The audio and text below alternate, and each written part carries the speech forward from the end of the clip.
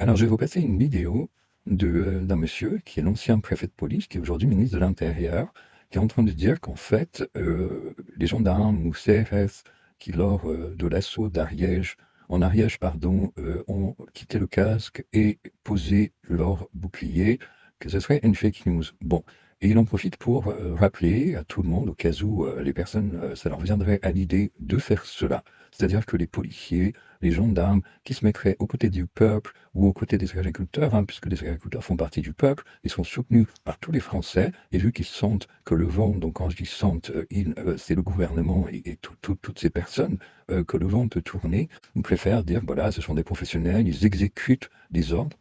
Donc déjà, il faut savoir qu'ils ont le droit de retrait, c'est un article, c'est quelque chose qui peut les protéger, etc., etc. Donc ils ont ce droit de retrait. Tout fonctionnaire, militaire, etc. ont un droit de retrait. Donc ça, c'est le premier point. Le deuxième point par rapport à ce droit de retrait et par rapport à ce que ce ministre a pu se permettre également de dire, exécuter les ordres, c'est-à-dire, il parle qu'il y avait des gens de l'extrême gauche, qu'il y avait des cocktails Molotov, etc. Bien sûr, ils ont certainement prévu des cocktails Molotov. Peut-être aussi, ils ont enflammé, comme nous avons vu, les bottes de foin, etc., etc.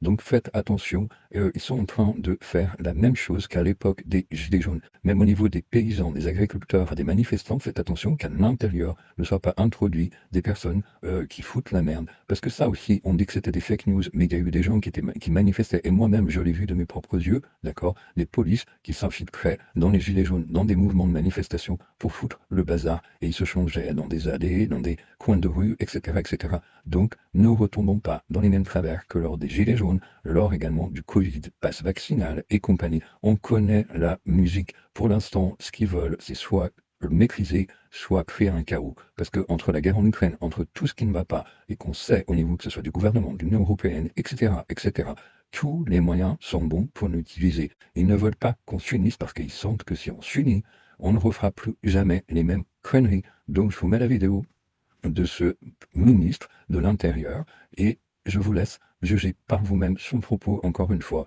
Mais faites attention, soyez vigilants, que ce soit dans votre compréhension et que ce soit dans vos actions. Information qui a circulé évidemment dans certains médias. Je ne la confirme pas, cette information, c'est faux, hein. Donc évidemment, avec le directeur général de la gendarmerie nationale, nous avons vérifié cette information, essayé de vérifier si elle était réelle, et en fait elle est complètement erronée, hein. On a regardé les vidéos qui ont nourri ce qui s'avère être un fake en réalité. Vous avez effectivement des gendarmes qui à un moment, dans une phase de désescalade sur cette séquence, se sont décasqués, ont posé